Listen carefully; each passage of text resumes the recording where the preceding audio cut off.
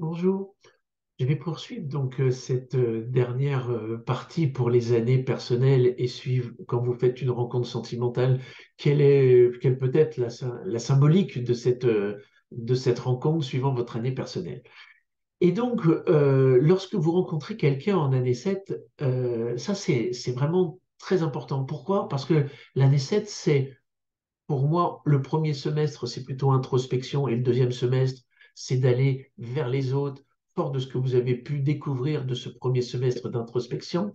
Et comme le 7 aussi pour moi incarne l'altruisme, lorsque vous rencontrez quelqu'un en année 7, euh,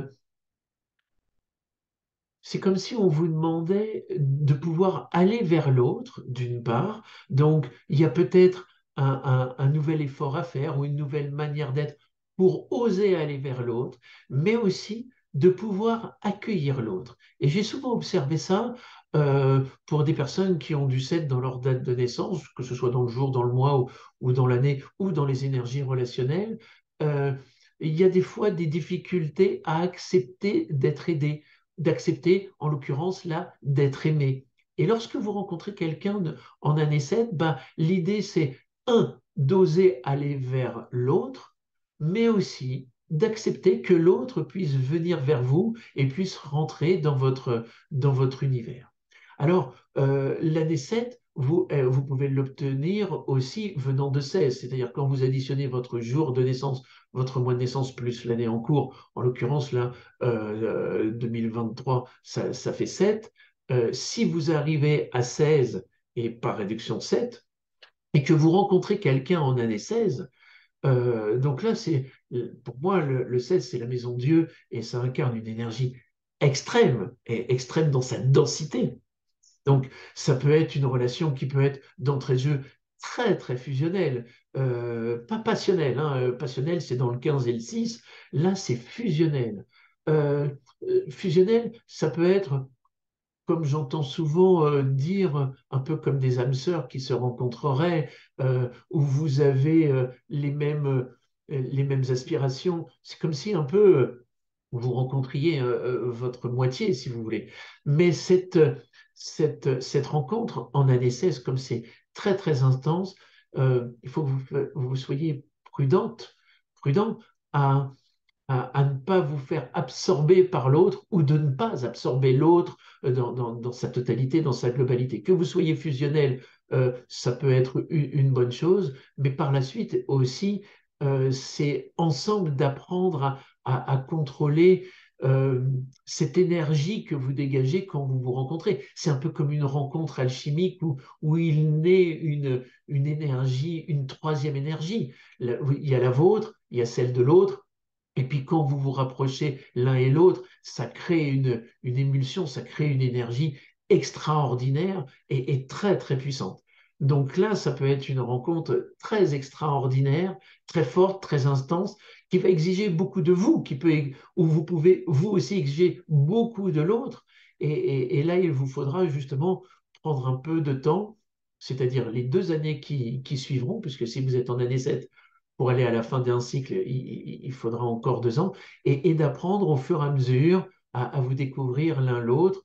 Et puis, si votre relation se poursuit jusqu'à l'année 9, et ben, en année 9, cette relation se transformera pour que vous puissiez ensuite commencer un nouveau cycle lorsque vous serez en année 1. Maintenant, si vous rencontrez une personne en année 8, alors l'année 8 pour moi est aussi une année karmique si vous avez cette croyance, c'est-à-dire que si vous croyez que l'on peut avoir plusieurs vies, j'ai souvent observé que des rencontres en année 8 se font à 2 niveaux.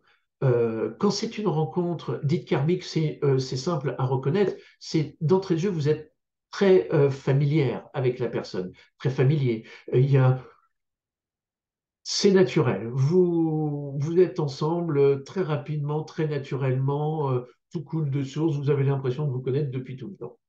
Et cette rencontre-là, comme vous êtes en année 8, soit vous vous retrouvez pour finaliser des petites choses ensemble et ça va durer 18 mois, 2 ans jusqu'à votre année 9. Et en année 9, bah, cette relation se termine. Ou c'est une relation qui va durer beaucoup plus longtemps, donc vous allez aller jusqu'à l'année 9. Par exemple, vous viviez chacun chez vous, euh, vous, l'autre personne, était dans une phase de procédure de divorce, de choses comme ça, parce que l'année 8 aussi, c'est faut régler tout ce qui est juridique, administratif. Donc, vous voyez, il y a le fait de régler des choses comme ça. Vous arrivez en année 9, et puis il y a toute cette transition qui se fait en année 9, toute cette transmutation, je pourrais dire. Et puis en année 1, vous vivez ensemble, vous déménagez, vous achetez quelque chose en commun. La relation va s'établir sur d'autres bases. Et ça, après, ça peut durer, une relation karmique comme ça peut après durer tout le restant de votre vie. Mais il y a vraiment deux tempos. Soit ça dure 18 mois, 2 ans maxi, jusqu'à l'année 9, et puis ça s'arrête. Ou alors, dans les 2 ans qui suivent, après, il y a cette transformation qui fait qu'après, vous partez sur un très long terme, un très long temps. Et puis, comme vous êtes en année 8, ça peut venir de 17, hein, par l'addition du jour, du mois de naissance et de l'année personnelle. Et quand ça vient de 17, l'étoile dans le tarot, là, c'est une rencontre qui est inscrite dans votre destinée. Au-delà qu'elle soit karmique, c'est une rencontre qui est inscrite dans la destinée et qui va être très, très importante pour vous. J'allais presque dire primordiale pour vous.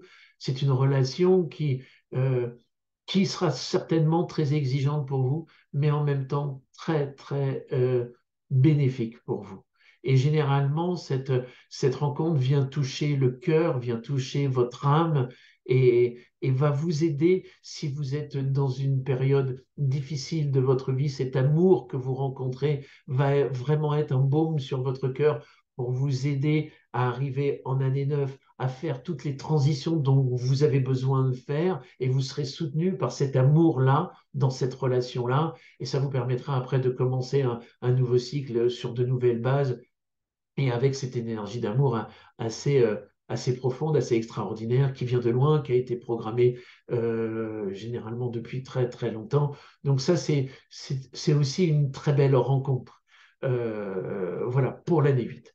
Et puis, quand vous rencontrez une personne en année 9, l'année 9 généralement est une année pour moi de bilan, de fin de cycle. Et quand vous avez cette rencontre qui intervient dans votre vie, c'est aussi pour vous aider d'une part à faire un bilan par rapport à vos 8 dernières années, certes. C'est aussi pour faire un bilan par rapport à votre vie sentimentale. Et dans ce cas-là, il faudrait que vous observiez qu'est-ce qui s'est passé lorsque vous étiez en année 5 et en année 6, c'est-à-dire si vous êtes en année 9, il y a 3 ans en arrière et 4 ans en arrière, pour voir justement qu'est-ce qui s'est passé dans votre vie sentimentale à ce moment-là, quel choix vous avez fait ou pas lorsque vous étiez en année 6, et de voir les conséquences de cette année 9 que vous vivez. Et peut-être que en année 6, ben, vous aviez des décisions à prendre pour poursuivre cette relation ou pour l'arrêter, et puis vous ne l'avez pas fait. En année 9, si vous rencontrez quelqu'un, ben, cette personne-là peut intervenir dans votre vie pour vous aider justement à prendre la décision, à vous sortir d'une relation qui n'est plus bénéfique pour vous, et dont vous avez du mal à vous sortir seul.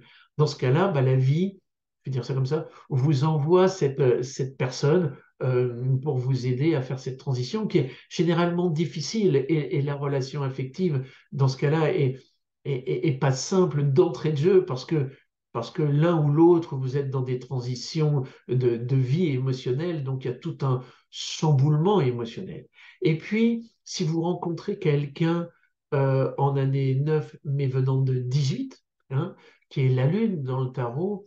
Euh, la lune, pour moi aussi, incarne la famille, la tradition, le passé, tout ce qui est les mémoires et familiales et ancestrales, et que vous rencontrez cette personne en année 18, euh, c'est pour vous faire travailler profondément sur des schémas de relationnel couple qui se reproduisent dans la famille de génération en génération, ou que vous avez déjà vécu X fois.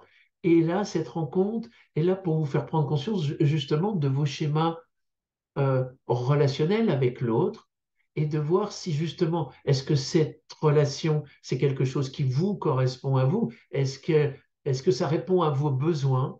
Ou est-ce que cette relation est, j'allais dire, comme d'habitude, une relation qui nourrit les besoins de l'autre ou des autres ou de la représentation familiale qu'on vous a faite de la relation de couple et de laquelle il faudrait vous dégager? Donc, quand vous rencontrez quelqu'un en année 18 et par réduction 9, cette rencontre-là va exiger de vous un effort pour voir réellement euh, pourquoi vous êtes avec cette personne, pourquoi cette rencontre vient dans votre vie pour vous aider à vous éclairer. Autant la lune incarne, on va dire, le monde de la nuit, et bien là, cette rencontre-là, elle est faite pour vous éclairer, vous éveiller à quel schéma relationnel je souhaite avoir dans ma relation affective avec un homme, avec une femme. Voilà ce que je peux vous dire pour les années 7, 8 et 9. Et comme ça, j'ai fini cette petite présentation symbolique, hein, des années personnelles et de la rencontre affective. J'espère que cette petite présentation vous aura plu. Et puis, si vous avez aimé ces vidéos, je vous remercie de les liker. Je vous souhaite une excellente journée et je vous dis à bientôt. Au revoir.